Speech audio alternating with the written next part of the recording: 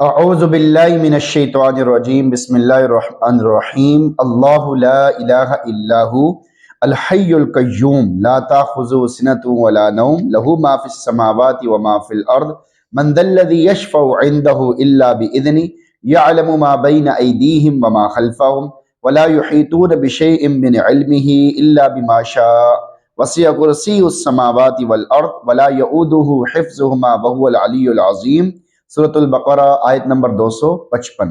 اللہ رب العزت کی عظمتوں کی بریائی۔ اللہ لا الہ الا ہو، اللہ وہ ذات ہے جس کے سوا کوئی معبود نہیں، یعنی وہ ذات جو تمام کمالات کی جامع ہے اور تمام نقائص سے پاک ہے، وہی ذات ہی قابل عبادت ہے۔ اس ذات کے علاوہ کوئی چیز بھی عبادت کے لائق نہیں کہ اس کی عبادت کی جائے، اس کو معبود سمجھ کر سجدے کیے جائیں۔ الحی القیوم، جو خود زندہ ہے دوسروں کو زندہ رکھتا ہے، جو خود قائم و دائم ہے دوسروں کو بھی قائم رکھتا ہے، یعنی وہ ہمیشہ سے زندہ ہے اور ہمیشہ زندہ رہے گا۔ اس کی زندگی کی نہ تو کوئی ابتدا ہے اور نہ ہی کوئی انتہا ہے، اس کے سوا ہر چیز کی حیات کی ابتدا بھی ہے، انتہا بھی ہے۔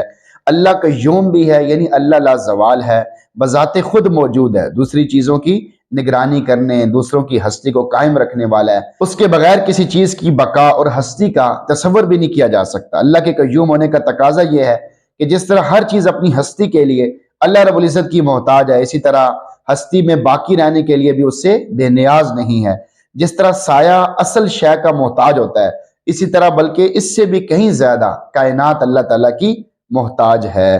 جب ساری کائنات کو اللہ نے سنبھالا ہوا ہے تو کسی کے دل میں یہ خیال آ سکتا تھا کہ اللہ تعالیٰ کو کسی وقت تھکاوٹ بھی ہو جاتی ہوگی، نیند بھی کرنی پڑتی ہوگی۔ اللہ تعالیٰ نے اس کے ساتھ ہی متنبع فرما دیا تاکہ کوئی بندہ اللہ رب العزت کو اپنے اوپر قیاس نہ کر لے، اپنے جیسا نہ سمجھ لے۔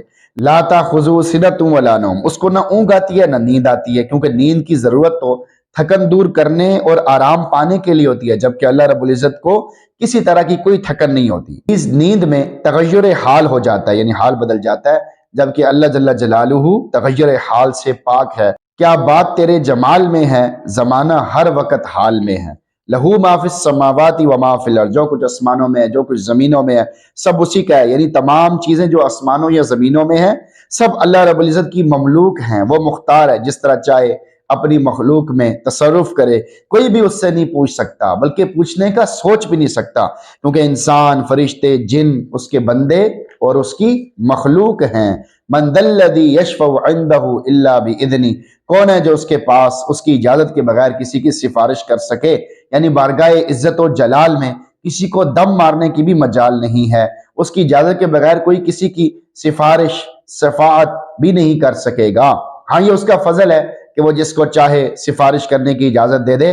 اس میں اللہ رب العزت کی عظمتوں کی بریائی کا اظہار ہے اور اس حقیقت کا بیان ہے کہ کوئی بھی اللہ رب العزت کے برابر اور ہمسر نہیں کہ اس کی بارگاہ میں خود سفارش کر کے اللہ کے عذاب کو دور کر سکے۔ یعلم ما بین ایدیہم وما خلفہم، وہ سارے بندوں کے آگے پیچھے کے تمام حالات کو اچھی طرح جانتا ہے، یعنی اللہ رب العزت تمام حالات و واقعات سے باخبر ہے۔ وہ ان چیزوں کو بھی جانتا ہے جن کو انسان جانتے ہیں، اور ان چیزوں کو بھی جانتا ہے جن کو انسان نہیں جانتے۔ اسے حاضر غائب کا بھی علم ہے، محسوس، معقول، مدرک، غیر مدرک کا بھی پورا علم حاصل ہے۔ آگے پیچھے کے تمام حالات سے یہی مراد ہے۔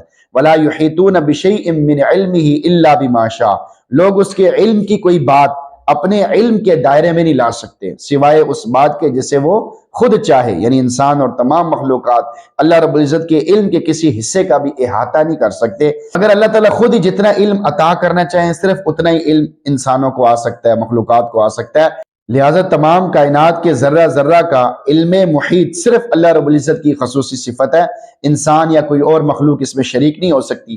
دوسری جگہ اللہ رب العزت فرماتے ہیں وَمَا أُوتِيتُم مِّنَ الْعِلْمِ إِلَّا قَلِيلًا، تمہیں بہت تھوڑا علم دیا گیا ہے۔ وَسِعَ كُرْسِيُّهُ السَّمَاوَاتِ وَالْأَرْضِ، اللہ کی کرسی نے سارے آسمانوں اور زمینوں کو گھیرا ہوا ہے۔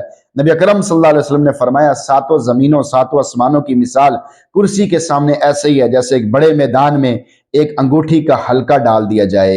اس سے اللہ رب العزت کی عظمت کا کمال، سلطنت کی وسعت کا پتہ چلتا ہے کہ جب کرسی کی یہ شان ہے کہ آسمان و زمین کے اتنے بڑے ہونے کے باوجود ان سے بہت بڑی ہے، تو پھر خالق کی عظمت کا اندازہ کیسے لگایا جا سکتا ہے۔ واقعی اللہ رب العزت انسان کی سمجھ سے بھی زیادہ بلند ہے، اس کی شانوں کی بریائی کو کوئی بھی کما حق کو سمجھ نہیں سکتا۔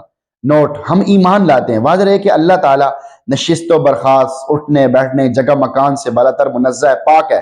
اس لیے کرسی کی نسبت اللہ تعالیٰ کی طرف ایسی ہے جیسے عرش کی نسبت اللہ تعالیٰ کی طرف ہے۔ یہ نسبتیں متشابہات میں سے ہیں جن کی حقیقت صرف اللہ ہی بہتر جانتا ہے۔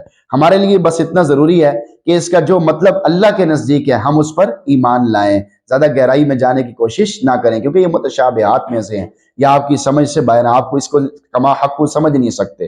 ولا یعودہ حفظہما، اور ان دونوں کی حفاظت سے وہ ذرہ برابر بھی نہیں تھکتا، یعنی اللہ رب العزت کو ان دونوں عظیم مخلوقات آسمان و زمین کی حفاظت کچھ بھی بھاری معلوم نہیں ہوتی، اس لیے کہ اس قادر مطلق کی قدرت کاملہ کے سامنے یہ سب نہایتی آسان چیزیں ہیں۔ وَهُوَ الْعَلِيُّ، وہ برتر ہے، یعنی ہر قسم کے نقائص سے پاک ہے، ہر عیب سے بالا تر ہے۔ العظیم، نہایتی عظمت والا ہے، اس کی عظمت کے سامنے بڑے سے بڑے جبار، متکبر، زبردست بادشاہوں کی بھی کوئی حیثیت نہیں ہے۔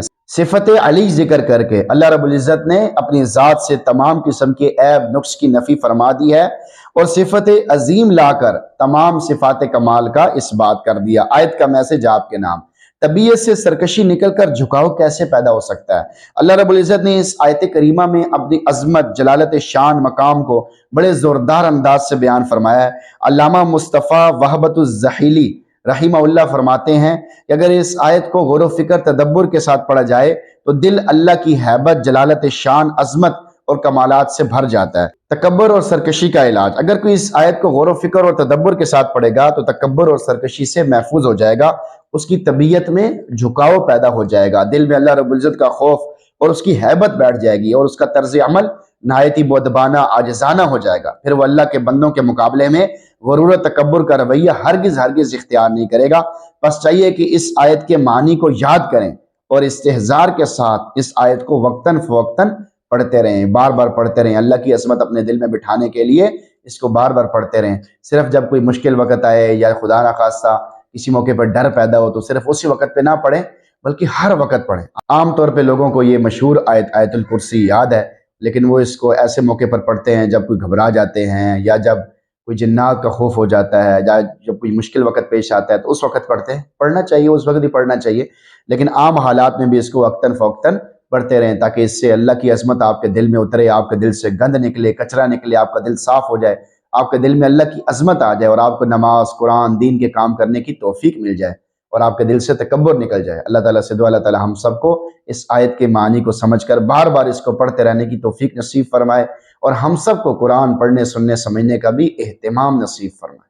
آمین۔